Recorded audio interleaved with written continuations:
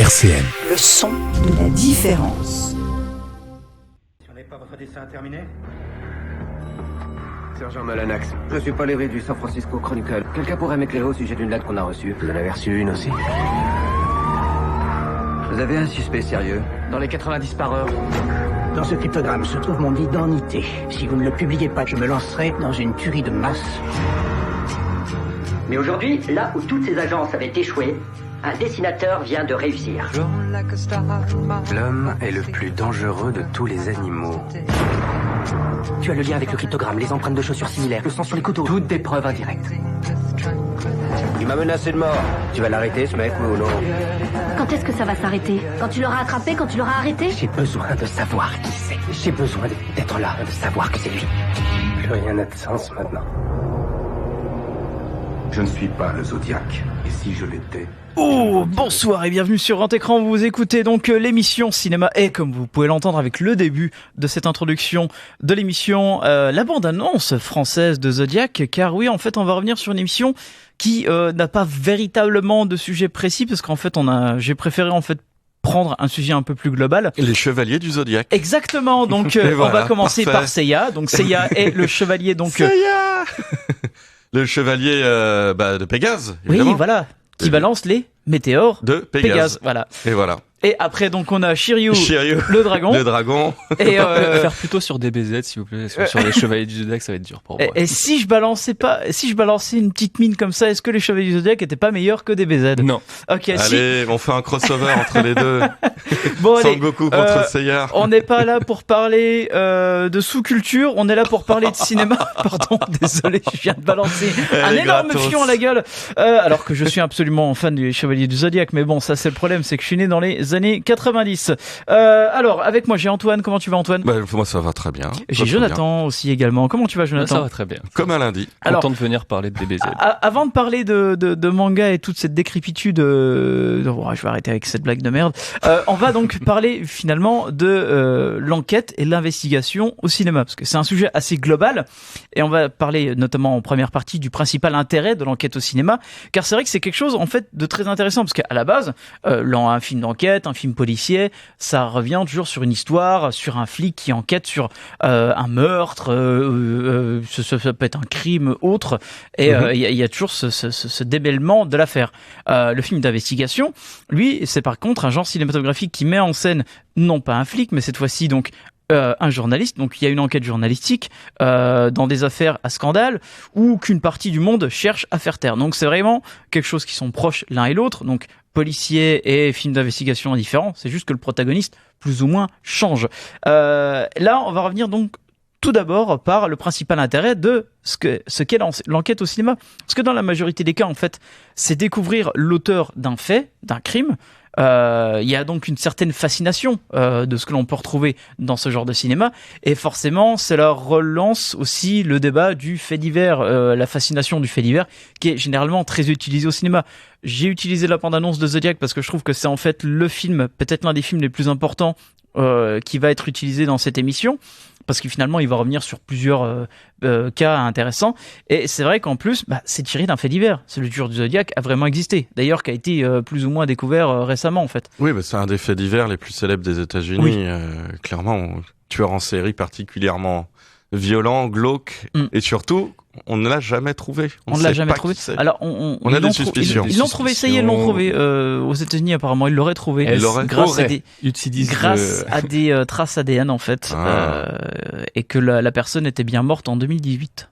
Mais il faut faire attention parce que tous les 10 ans, ils relancent l'affaire et disent ça y est, on a trouvé. Au final, on n'est jamais très sûr. Mais dans l'affaire du Zodiac, il y a en plus quelque chose d'un peu cryptique aussi. Ouais. C'est-à-dire qu'il y a à la fois l'enquête policière, il y a à la fois le fait que, comme tu l'as dit, il y a la fascination aussi vis-à-vis des faits divers réels. C'est-à-dire que le public est ancré plus dans la réalité quand il sait qu'il y a que ça a existé, que cette monstruosité est réelle, plutôt que quand c'est un personnage monté de toutes pièces. Il y a quelque chose qui l'ancre plus dans la réalité, qui fait forcément plus peur. Et puis là, en plus, il y a quelque chose de cryptique dans lequel on reviendra aussi dans d'autres films sur l'enquête, l'investigation, à savoir comprendre l'énigme. C'est-à-dire, il y a une énigme qui est posée dans le film, le spectateur ne la comprend pas et va au fur et à mesure du film avoir des indices pour comprendre et pour rentrer dans ce monde qui va permettre de comprendre la vérité. Et donc le film d'enquête permet ça sous plusieurs aspects. Ouais. Oui, le film d'enquête, c'est la fascination de l'homme pour l'inconnu, c'est l'insupportable impression de ne pas savoir, de ne pas comprendre, de ne pas aller au bout. Et forcément, dans les films, dans une histoire d'une heure et demie qu'on regarde, c'est un vrai plaisir de se dire je vais savoir à la fin. Je vais tout comprendre, je vais tout savoir. Surtout que, surtout que souvent le spectateur est dans la situation de l'enquêteur, c'est-à-dire que c'est ça, voilà. les enquêtes, enfin l'enquête commence avec un certain nombre d'indices, puis il y a un vrai parallèle entre le spectateur et l'enquêteur puisqu'il a les mêmes indices. C'est-à-dire qu'il y a comme une personnification plus grande vis-à-vis du fait que les éléments sont les mêmes. C'est-à-dire que l'enquêteur, on le voit jamais avec plein de choses que le spectateur n'aurait pas, en fait. Donc, du coup, ça augmente le côté, comme tu dis, presque le jeu de réussir à comprendre, de rentrer dans cette compréhension. Exactement, et comme tu le dis, en fait, il y a une interaction avec le spectateur, parce que c'est chercher le coupable en même temps que le personnage qui enquête, tout simplement. Ce sont les traits typiques de ce qu'on a appelé en fait aux États-Unis le whodunit. Alors le whodunit, en fait, tout simplement en France, a été rebaptisé roman policier parce qu'il n'y a rien d'autre à dire de cette manière-là, parce qu'en fait, whodunit, en fait, c'est une contraction de who has done it, donc qui l'a fait, est devenu synonyme finalement du roman d'énigmes classique du début du XXe siècle. Donc à la base, ça vient de la littérature. Forcément, ça a été réadapté au cinéma parce qu'il faut toujours le rappeler que le cinéma est encore un art assez jeune et forcément c'est un système narratif qui en fait permet de jouer forcément avec le spectateur, et beaucoup de réalisateurs se sont amusés à jouer là-dessus, et même dès les premiers, on va dire, whodunit, même dans les whodunit encore assez récents, je pense notamment par exemple en France, Henri-Georges Clouzot, quand il a fait L'assassin habite au 21, il avait quand même sorti un carton dès le début du film, veuillez ne pas divulguer la fin aux autres téléspectateurs s'il vous plaît. Enfin, il y avait déjà en fait cette idée même que le spoiler, on va découvrir le spoiler. C'est ça, exactement ça.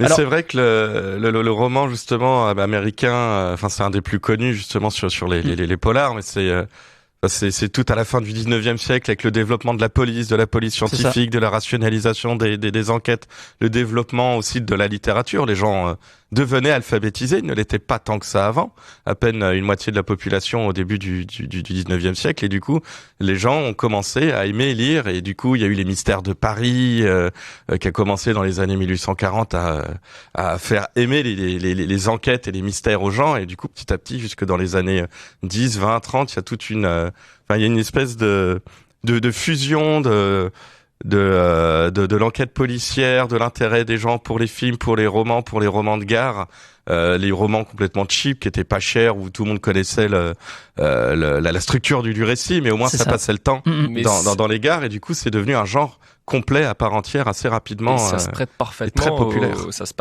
se prête parfaitement aux médias cinéma, en fait. Ouais. Soit au début avec le serial, ou ensuite avec les films. Puis il y a aussi l'idée que, bon, par exemple, les Sherlock Holmes, ou aussi c'était une des premières, je crois que c'était une des nouvelles de Poe qui avait lancé ce registre-là. C'est pas seulement qui a fait le coup, mais comment il a fait le coup. C'est-à-dire comprendre comment il a réussi à faire ça et à ne pas être pris par la police. Et donc, du coup, aux deux tiers, il y a une ingéniosité, tu vois. Aux deux tiers, en fait, on découvre le tueur, et en fait, il explique finalement dans le dernier tiers comment il a fait pour s'en sortir avant. Mais le huis clos et le film, il y a des Hitchcock évidemment, en huis clos, tout ça, on va voir ça après, mais le format se prête parfaitement. En fait. Après, totalement. Il y a aussi les vampires de Louis Malle, qui est un des premiers polars au monde, qui a été fait en 1915, qui est un serial en 10 épisodes de 40 minutes à peu près. Et donc à la base, c'était plutôt, ça se prêtait au serial. Mais quand le cinéma est arrivé sur le marché avec surtout des longs métrages, il y a eu une espèce de raz-de-marée dans les années 30 de films un peu cheap. En plus, l'un des réalisateurs qui est le plus popularisé le whodunit dès la fin des années 30, c'est Alfred Hitchcock, en fait, avec La Taverne de la Jamaïque. En lui donnant aussi ses lettres de noblesse. Exactement. Exactement, qui a pas forcément Fenêtre sur cour, et d'autres films ont relativement joué à fond sur l'idée même de mais qui a tué ces personnages, quoi. Donc voilà. Après, c'est vrai que on voit en fait que ce système du whodunit, on le voit encore à travers les âges. À couteau tiré de Rian Johnson est complètement un whodunit, en fait, mettant en place les différents personnages un lieu plus ou moins clos, un manoir, donc rechercher le tueur. Dans la veine des Agatha Christie. Exactement, on est totalement dans la veine d'un Agatha Christie. D'ailleurs, dans Agatha Christie, le héros c'est Hercule Poirot. Dans le À couteau tiré, il s'appelle Leblanc, je crois. Ouais, il a des origines françaises, donc c'est la référence est assez explicite. Ou encore un film qui peut facilement aussi jouer là-dessus, c'est le film de Tarantino, Les 8 salopards, qui est dans un huis clos complet en fait. Eh oui, exact. Ouais. Ouais. C'est surtout le côté huis clos. Après, il y a un petit côté whodunit, mais pas moins assumé. Oui. Non, le whodunit là, dans Un couteau tiré, c'est vrai qu'il y a eu un gros succès, qui a remis ça un petit peu. Après, je pense que c'est limite plus la télé qui l'a récupéré, tout ça. Par contre, ce qui est bien, c'est que le whodunit, dans la littérature anglaise, que ce soit avec Agatha Christie, avec ce genre de choses, il a été transformé en fait dans la littérature en d'autres formes où c'était plus simplement qui a fait le coup, plus simplement uniquement l'ingéniosité, mais c'est un personnage qui va devoir se confronter pour cette réalité, pour découvrir qui a fait le coup, à tel univers crapuleux, à tel méchant crapuleux. Enfin, par exemple, dans les films noirs, c'est un peu ça, sauf que on n'est plus dans le huis clos, mais on va être malgré tout dans l'idée de trouver la vérité. Sauf que ce sera plus simplement un huis clos, mais on va faire triompher la vérité pour la justice, mais dans un univers où on va ouvrir finalement la salle. Ce sera plus un huis clos. On va ouvrir le huis clos. Ce sera celui des tréfonds d'Hollywood, enfin avec la corruption de ça. Mais finalement, ça repose sur le même principe. Mais c'est vraiment très très actuel ce concept de à travers la vérité, on va faire triompher la justice. Et si on trouve la vérité, on trouve forcément la justice et la morale. Ce qui n'a pas du tout été le cas parfois dans des siècles ou les millénaires précédents, où quand on voit avec le jugement de Dieu, où on se battait, d'ailleurs il y a le prochain film de Ridley Scott va en parler, on fait un jugement divin, les deux mecs qui se battent, c'est celui qui se bat a raison, enfin celui qui gagne a raison. Là, on est dans la démarche radicalement inverse, on est là pour méthodiquement trouver tous les indices qui nous permettent d'avoir raisonnablement la conviction que c'est telle ou telle personne qui l'a fait. Généralement, il y a toujours un aveu qui suit pour être bien certain qu'on est dans notre droit. mais ça, c'est effectivement, c'est surtout dans les années 30, à partir des années 50-60, c'est vrai que les films d'enquête ont basculé vers des choses un petit peu plus glauques où la morale était moins... Forcément, avec l'arrivée du Nouvel Hollywood, on va dire l'aspect aussi de la censure qui va être un peu plus calme, en fait, un peu plus coulante, la censure. Ouais. Voilà. Donc forcément, ça va lancer aussi d'autres genres, d'autres styles. Ça, on en parlera un petit peu plus tard, je pense. Mais pour terminer un peu cette première partie, là, on parlait vraiment exclusivement de fiction. Je trouve qu'en fait, ce qui serait intéressant de conclure un peu là-dessus, ce serait de parler du documentaire. Parce que finalement, dans la fiction, ça permet d'interagir avec le spectateur. Dans le documentaire, en fait, on est plus sur du méthodique. Que ça soit dans l'investigation pure et dure. Je pense notamment, par exemple, le documentaire Icare qui était sur l'investigation sur les suspicions de dopage en Russie. The Act of Killing. Suspicion. Ouais, sur les suspicions avérées, pardon. Donc du coup de dopage. The Act of Killing qui revient sur les tueries qui ont été faites donc dû à la période des Khmers rouges. Donc il y a une période extrêmement violente qui revient vraiment sur. On a vraiment ce documentaire qui est en deux parties. Donc on a la partie sur les victimes et on a la partie sur les bourreaux. Et c'est hallucinant en fait de voir cette confrontation directe. C'est Ritipan, ça. C'est quoi que t'as dit? The Act of Killing. D'accord, parce que oui, il y avait aussi S21, la machine Khmer Rouge. Ah, peut-être, oui. Il y en a eu plusieurs. Qui était aussi, mais c'est vrai qu'avec le documentaire, il y a quelque chose de particulier, c'est que comme on sait que c'est réellement arrivé. Oui, voilà, c'est toujours tiré d'histoire vraie. On revient sur le côté fait réel, fait divers. Il y a un devoir moral à le faire le mieux possible et à ne pas faire n'importe quoi. Justement. Et c'est surtout ça, en fait, là, ça permet aussi de faire réfléchir le spectateur, en fait, sur une situation très particulière.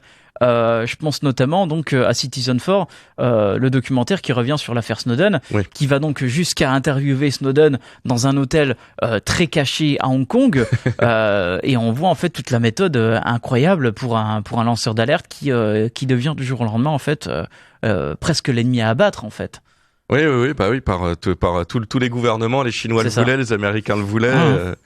Et en fait, lui, c'est un personnage qu'on va être amené à revoir. Je souvent. pense. C'est le nouveau personnage. On a parlé des détectives, on va parler des journalistes. Le lanceur d'alerte. Eh ben, le lanceur d'alerte, c'est un personnage qui typiquement est un des nouveaux personnages qu'on va avoir dans les années à venir. Encore, je pense. On l'a vu récemment dans Rouge.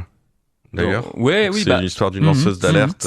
C'est quand même assez récent que ce personnage de lanceur d'alerte, va être amené à revenir régulièrement, à savoir où c'est plus un journaliste, c'est simplement un citoyen qui est limite et parfois dans la machine même, qui va devoir en sortir pour faire triompher la vérité sur la nature de cette machine. Alors qu'à la base, il n'est pas confronté. Il n'y a pas de confrontation. Alors que normalement, c'est quelqu'un extérieur à cette machine qui va devoir démontrer la problème qu'elle est, quoi. Donc c'est un nouveau personnage qu'on va être amené à revoir, je pense. C'est exactement ce qu'on parlera juste après, donc, dans l'émission. Tout de suite, une pause bio, donc, issue du film Knives Out. On retrouve le morceau, notamment, donc, des Rolling Stones, Sweet Virginia. Voilà, donc c'était un extrait c'était le générique de fin même de À couteau tiré. Les pierres qui roulent. Cette fois-ci, donc on revient cette fois-ci sur les personnages. On a parlé un petit peu du lanceur d'alerte. C'était une parfaite introduction là-dessus, parce que finalement, le cinéma d'investigation, comme je le disais auparavant, c'est le journaliste, le personnage principal. Alors ça peut être le ou les journalistes, parce qu'on peut le voir par exemple dans Spotlight, c'est tout un groupe de journalistes. On peut le voir dans Les Hommes du Président, c'est un duo de journalistes. Mais généralement, ça peut être aussi un seul. Alors c'est un protagoniste de la plus haute importance, comme par exemple le personnage de Robert Downey Jr. dans Zodiac. On le voit également avec le personnage de Daniel Craig dans Millennium, parce qu'à la base c'est un journaliste, il faut pas l'oublier. Même dans Révélation, le film de Michael Mann, qu'il ne faut pas oublier là-dessus, donc qui revient sur l'affaire du scandale de tabagisme, avec notamment donc Russell Crowe et Al Pacino, si j'ai pas c'est Al Pacino, oui, c'est Al Pacino. Avec Al Pacino, voilà. Donc ce personnage-là, en fait, principalement vu ici comme à la recherche de la vérité et faire éclater les scandales au grand jour, en fait, c'est plus ou moins ça, quoi, le journaliste. Alors on le retrouve notamment d'une certaine manière, de façon archétypale, pour jouer donc sur la quête de la vérité, le triomphe de la volonté, mais généralement en fait la corruption en lumière dans les hautes sphères, les affaires qui généralement dépassent même les protagonistes. On est vraiment dans de l'enquête pure et dure dans ce genre de film, quoi.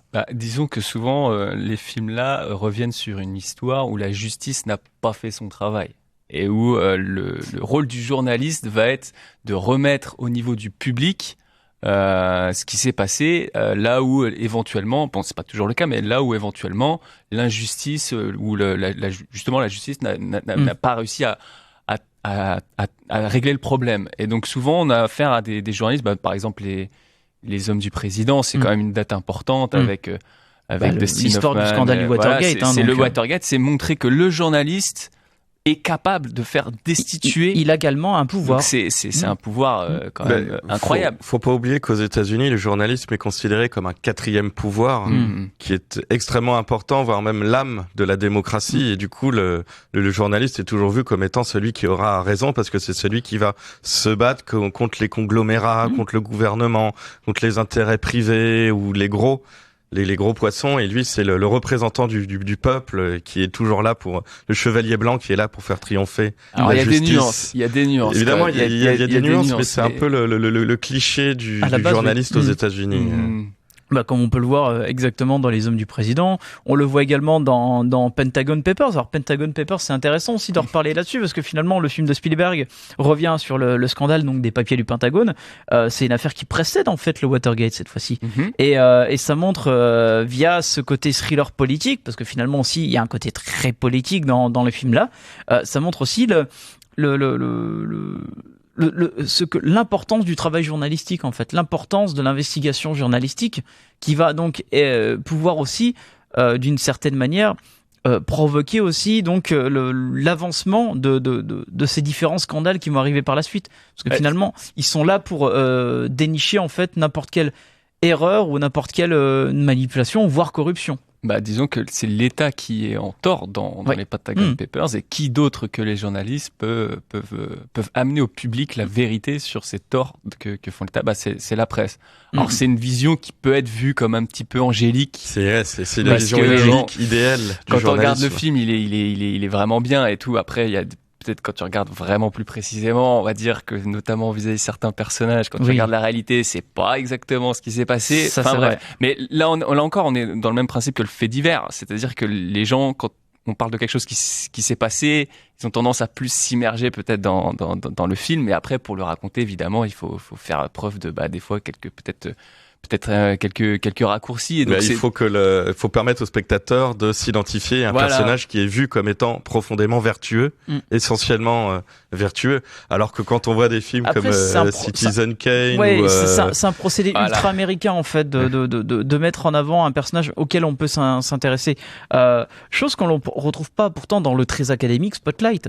Parce que finalement, en Spotlight, il y a tellement de personnages. Ça montre vraiment qu'en fait, c'est l'ensemble d'un groupe de journalistes qui va donc dénicher cette affaire sordide en fait que l'Institut catholique de Boston avait protégé de nombreux pédophiles membres de l'Église. Oui. Donc il y a aussi ce côté très intéressant en fait. Il est certes académique, mais il met vraiment ce principe, une équipe représente la rédaction.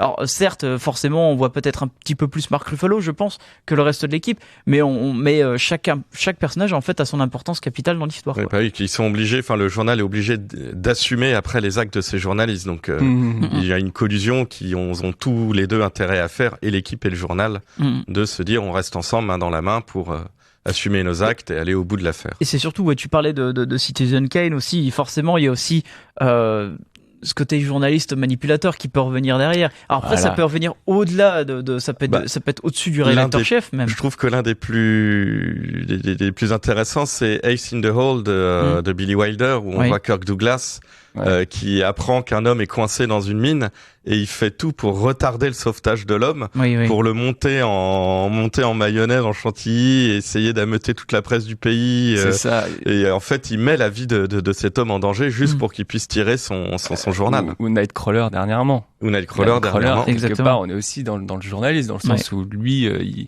il va carrément manipuler. C'est quelque chose qui est remis en plus au goût du jour. C'est-à-dire, on est vraiment dans le néo-noir. Donc c'est le sensationnalisme pur et dur, le scandale avant tout en fait. C'est-à-dire, comme tu l'as dit, aux États-Unis, la presse est un 4e pouvoir. Le journalisme, en fait, et le problème de ça, c'est que du coup, ça fait aussi que des gens l'utilisent de manière.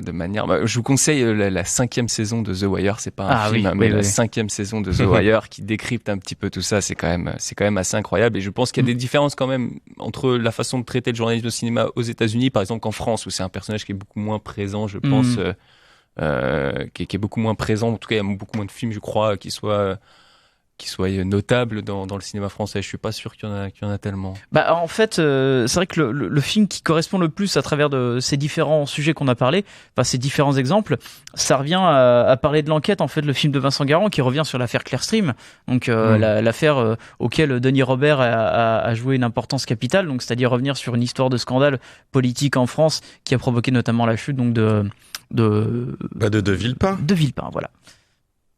Absolument. Voilà. Mais c'est vrai qu'en France, aux États-Unis, il y a les journalistes et les enquêteurs n'ont pas forcément accès aux mêmes informations. Les lois sont légèrement différentes. Et en France, c'est pas pour dénoncer, mais c'est vrai que l'enquête journalistique peut être un peu plus facilement entravée.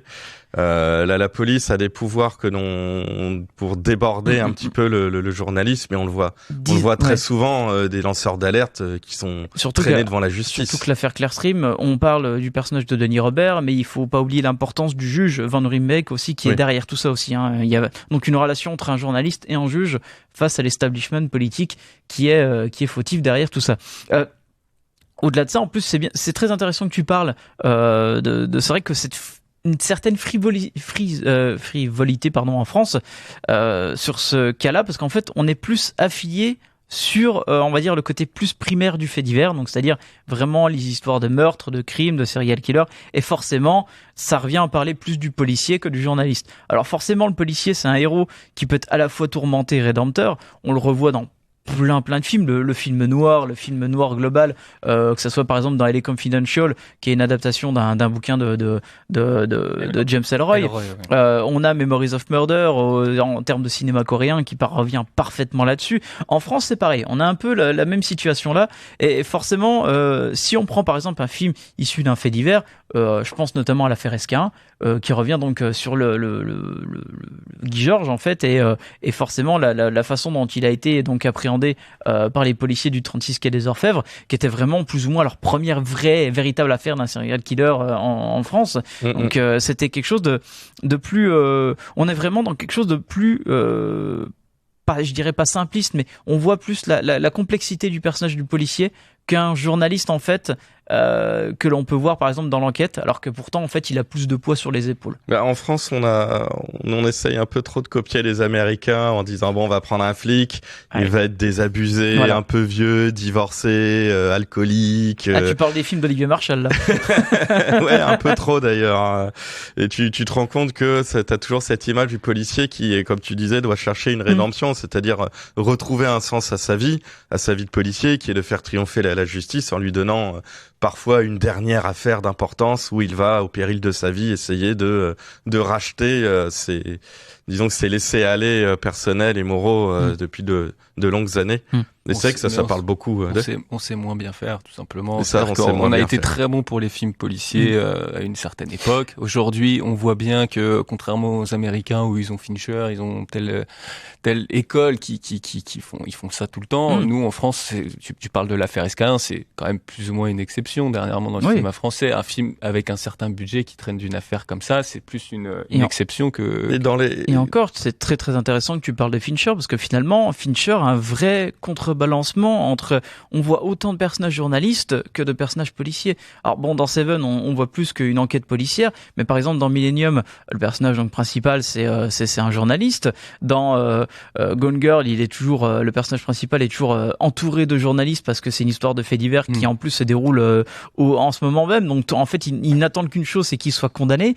Dans Mindhunter aussi, c'est pareil. Dans Mindhunter, dans Zodiac, là on a carrément en fait l'affiliation entre un flic et un journaliste, mais qui finalement en fait va être totalement désabusé. Je parle du personnage de Robert Downey Jr. qui va plus laisser sa place de l'enquête au personnage du caricaturiste campé par Jake Gyllenhaal, qui lui a une véritable obsession en fait de découvrir qui est le Zodiac en fait. Quand tu décrivais le personnage un petit peu archétype de l'archétype du un peu film noir, le personnage dont justement la vie, il y a pas grand chose à côté, donc il donne tout pour l'enquête en fait. C'est comme le journaliste, il peut se retrouver comme Jack Gyllenhaal, il peut se retrouver dans le même état, c'est-à-dire que l'enquête dépasse ce qu'il a dans sa vie en fait. Et cette obsession, c'est une transcendance. C'est une transcendance. Voilà, limite, exactement. Tout ce qui lui arrive dans la vie privée pourrait plus correspondre à un policier qu'à un simple caricaturiste journaliste en fait.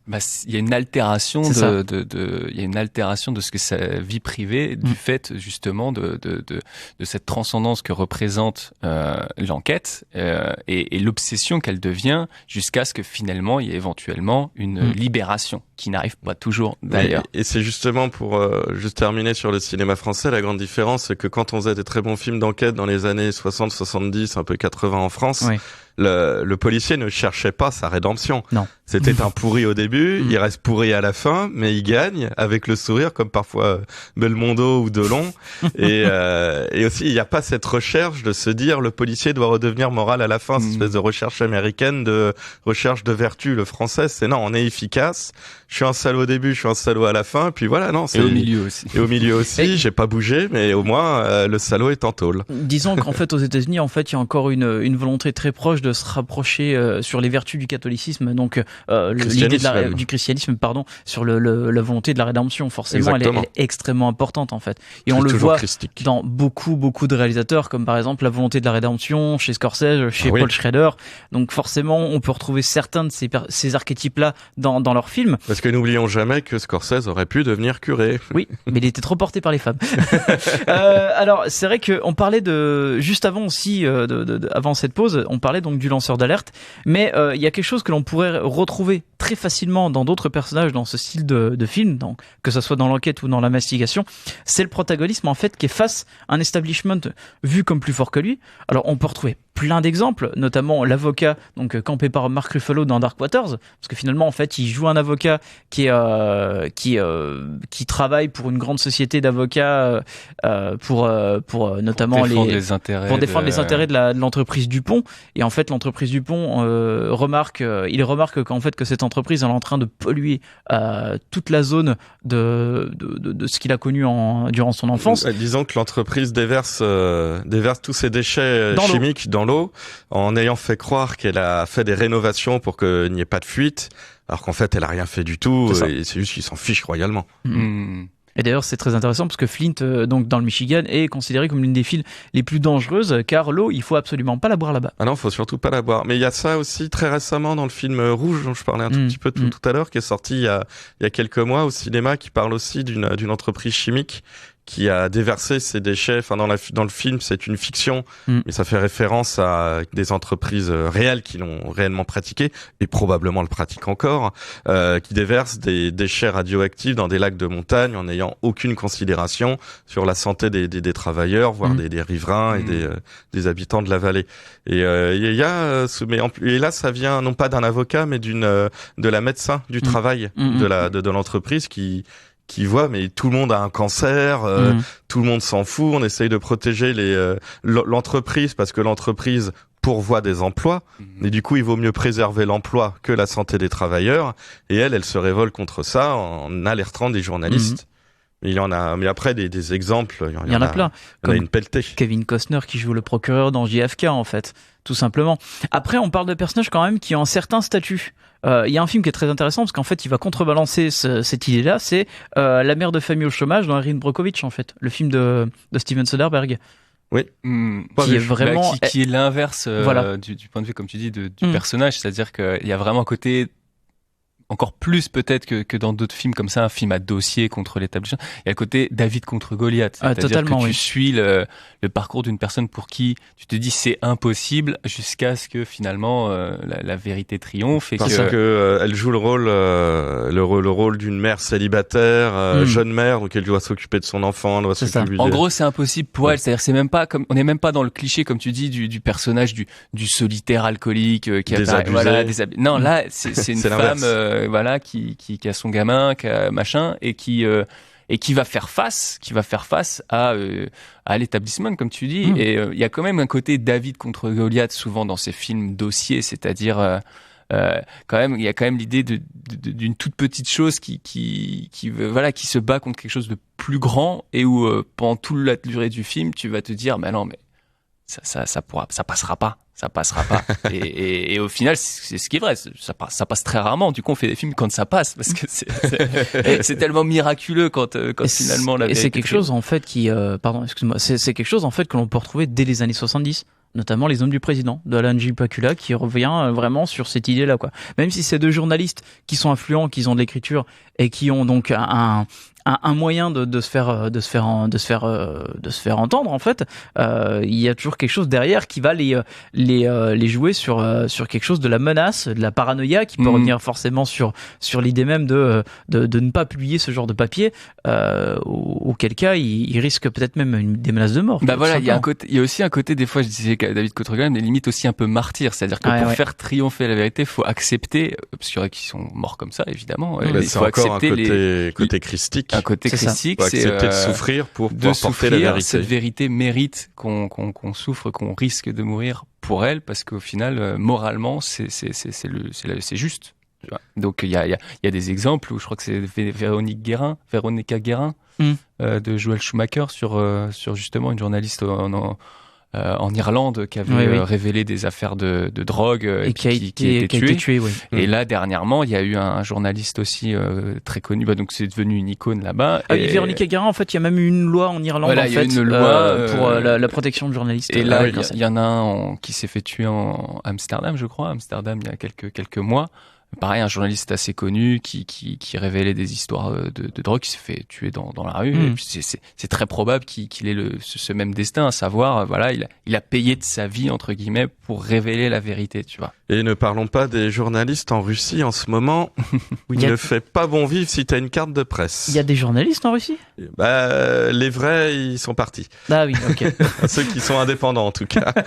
Il y en a plus des masses. Pour le coup, non, mais c'est juste pour dire, c'est quand même assez drôle qu'on parle de l'enquête, donc quelque chose de parfaitement raisonnable, faut être totalement méthodique, logique. Oui. Et depuis un quart d'heure, on parle de christique. c'est le paradoxe. C'est un paradoxe absolu, mais ça, c'est comment mettre la raison dans la fiction en le faisant passer par. C'est ça en fait, c'est le principe. Un concept différent. C'est ça exactement. C'est cette idée même en fait de réfléchir en fait sur la situation de chaque personnage. Et forcément, on a des rapports plus ou moins liés à chaque fois sur que ce soit des aspects religieux ou forcément des aspects plus ou moins mystiques. Pour le coup, on va faire une petite pause BO, donc issu du film Dark Waters, I Won't Back Down, un magnifique morceau de Johnny Cash. Et voilà, donc c'était un extrait issu du morceau Dark Waters, oui, donc on parlait en off, le fameux plan intra-vache à travers les yeux de la vache quand elle pète un câble je m'en souviens plus. C'est bien de pas t'en souvenir. Alors que c'est le meilleur plan du film, quoi. Mais non. C'est le c'est le plan Jurassic Park 3, tu vois, c'est parfait. C'était bien juste avant de parler un petit peu connerie sur connerie, on parlait quand même en fait du rapport de force déséquilibré, forcément du choix et de la moralité qu'il y a derrière, parce que c'est vrai que il y a un certain dilemme moral à chaque fois qui est extrêmement présent en fait dans ces films, parce que doit-on constamment faire éclater la vérité, ou est-elle même toujours le bon choix? Il y a plusieurs exemples là-dessus. Je vais prendre un exemple très simple et je pense qu'Antoine va sauter du plafond. C'est Entre le ciel et la terre, le film de Kurosawa. Entre le ciel et l'enfer. Entre le ciel et l'enfer, pardon. En plus, j'ai écrit Le ciel et l'enfer. Quelle boulette. Ah là là, merci. ce film, qu'est-ce qu'il est bon. Un Kurosawa exceptionnel, incroyable. En fait, qui revient sur donc c'est un film d'enquête où en fait, où un père de famille qui possède une énorme entreprise de chaussures. Son fils se fait kidnapper et en fait il se rend compte que ce n'est pas son fils, c'est le fils du chauffeur, et on lui demande une somme exorbitante. Et est-ce qu'il a envie vraiment de payer cette somme exorbitante? Parce qu'il sait que c'est la ruine s'il paye cette somme. Voilà, parce qu'il sait que c'est la ruine s'il paye cette somme. Voilà, c'est un grand dilemme qui est déjà mis en place dans cette histoire-là. Non mais il faut voir ce film, c'est un des meilleurs polars que vous verrez de votre vie, il y a aucun problème. Mais c'est vrai qu'il y a des dilemmes encore un peu plus, on va dire, over the top d'une certaine manière. Je pense notamment à Watchmen. Donc, il y a eu l'adaptation de Zack Snyder qui revient un peu plus ou moins bien sur la fin du roman graphique. Cette fameuse fin où doit-on vraiment faire éclater la vérité, alors qu'en fait, le méchant, en tuant des milliers de gens, a rapproché les deux blocs, à savoir le bloc soviétique et le bloc occidental. C'est un peu le dilemme moral du train. Enfin, c'est assez connu. Il y a un train qui peut aller sur 2 rails différents. Oui. Et sur un rail, il y a 8 personnes qui sont attachées, et sur l'autre rail, il y a une seule personne. Le train va tout droit vers les 8 personnes, mais toi, tu as le droit d'appuyer sur un bouton, et le train est dévié sur une seule personne. Et du coup, le dilemme moral, c'est est-ce que sciemment, est-ce que consciemment, est-ce que volontairement tu vas emmener le train vers la rail et tuer volontairement une personne pour sauver les 8 autres. Et ça, c'est un des dilemmes moraux les plus célèbres. Et c'est assez intéressant. Les études montrent que c'est pas si évident que ça, d'ailleurs. T'as un exemple, toi, Joe, pour... il n'y a pas de moralité, lui, il s'en fout. Morale, c'est pour les faibles. Non, mais ça me fait penser à cette phrase c'est dans Liberty Valance, je crois. Oui. Quand la légende devient un fait, imprimer la légende, c'est-à-dire que parfois, en fait, c'est même pas une question de morale, il y a même pas le choix, en fait. C'est-à-dire, il y a quelque chose une espèce de machine qui prend le pas sur le choix moral. Parce que c'est ça, en plus, dans l'histoire de Liberty Valance, donc le personnage campé par James Stewart, donc qui revient sur sa vie et sur sa légende, en fait, d'avoir tué, en fait, un gangster, en fait, à cette époque-là, donc va casser, en fait, sa véritable histoire, sa véritable légende, et les journalistes, en fait, finalement préfère ne pas écrire la vérité et contempler plus l'idée de la légende, parce qu'en fait elle façonne d'une certaine idée l'Amérique, en fait. Parce que dans le film on pense que c'est le jeune et vertueux James Stewart qui a tué le méchant, alors qu'en fait c'est John Wayne tapis dans l'ombre, qui est pas forcément une personne recommandable, qui l'a flingué en premier, mais comme tout le monde préfère croire que c'est le jeune et vertueux James Stewart, alors c'est quand même ça qu'on va imprimer, c'est ça qu'on va dire, c'est le haut fait d'armes, c'est le héros parfait, le modèle. Mais il y a toujours cette idée que la vérité est dépendante quelque part de choses qui l'entourent et qui quelque part la rendent, le côté martyr du journaliste, il est dans ce fait qu'il va devoir souffrir pour faire éclater la vérité, mais que peut-être les gens ne voudront pas l'entendre, cette vérité. Absolument. Et c'est là aussi où la vérité est plus belle quand elle est écrite, en fait, d'une certaine manière. Quand elle est réécrite. Quand elle est réécrite, oui. Exactement. Faut déjà l'écrire, la vérité. Ah oui. Et si tu la réécris, encore plus. Encore plus. Et voilà. Mais c'est vrai que j'ai envie de terminer l'émission aussi par un cas encore un peu plus dark, un peu plus sombre, qui est véritablement n'a peut-être le dilemme moral le plus compliqué de l'histoire du cinéma, peut-être. C'est celui de Seven, en fait, avec cette fameuse fin, What's in the box. What's in the box.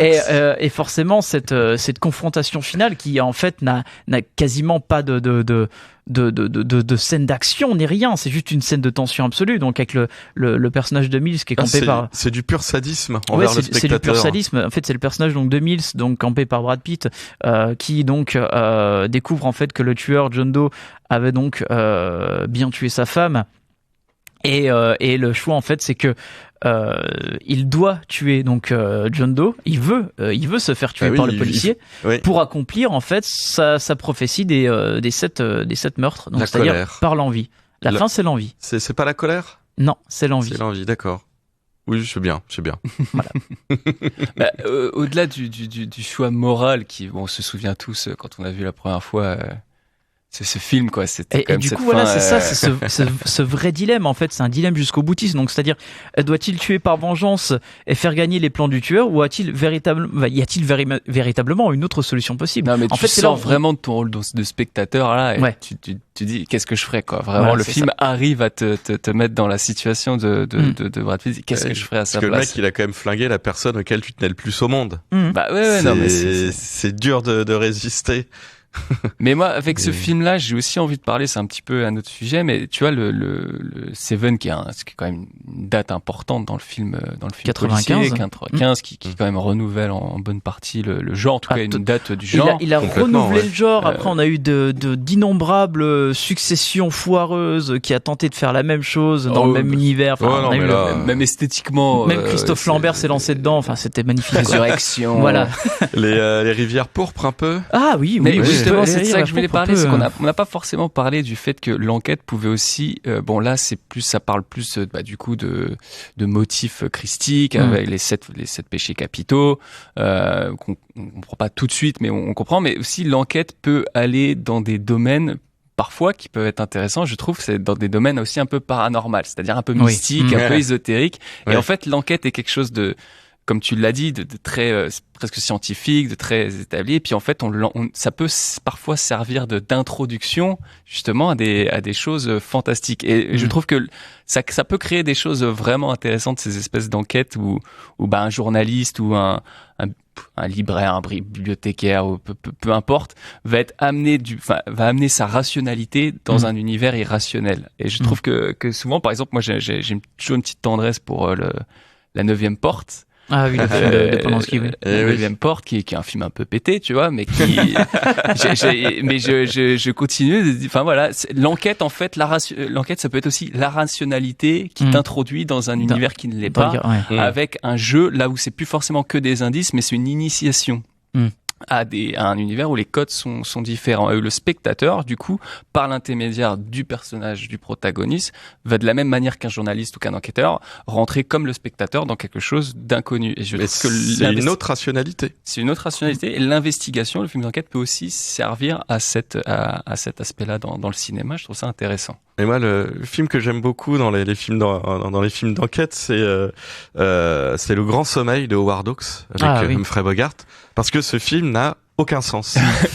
Et en fait, il n'y a pas Humphrey Bogart qui joue le rôle du détective privé, le hard-boil, dur à cuire. L'archétype du hard-boil qu'on va retrouver dans absolu, tout, viril, désenchanté, misogyne, tout ce qu'on veut. En fait, il est dans un film où rien n'est vraiment expliqué. On parle d'accident de bagnole, on sait pas ce que ça fout là, mais apparemment c'est central dans l'enquête.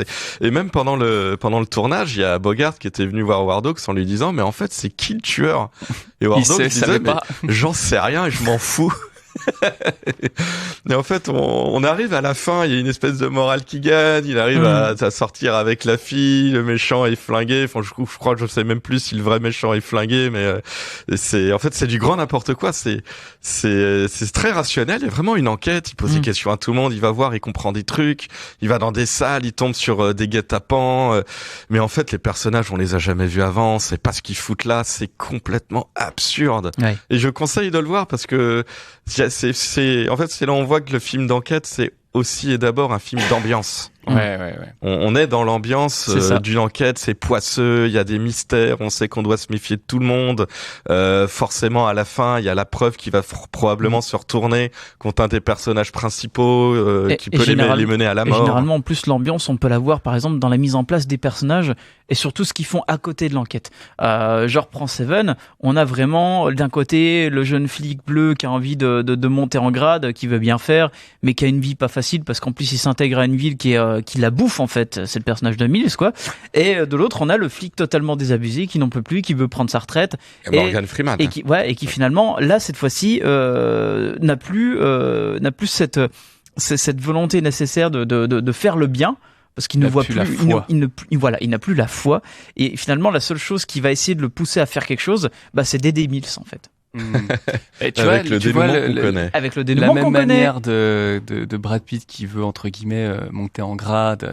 Avec le journaliste, c'est aussi avec le scoop. Totalement. Le principe du scoop. Ouais. À savoir, qu'est-ce que tu fais pour monter en grade, monter en importance. Et dans ce film-là, t'as une façon de montrer dans ce film-là où ça se paye, cette ambition-là se paye, en fait. Parce qu'elle est pas pure, en fait. Tu vois. C'est ça. C'est toujours une histoire d'ambition, donc de profit personnel. De profit personnel et aussi d'une certaine manière sur la réputation. Ça me fait penser au personnage aussi de David Walsh dans le film The Program. Alors là, on n'est même pas dans du film noir, ni d'enquête, ni rien. C'est de l'investigation sur en fait le dopage de Lance Armstrong.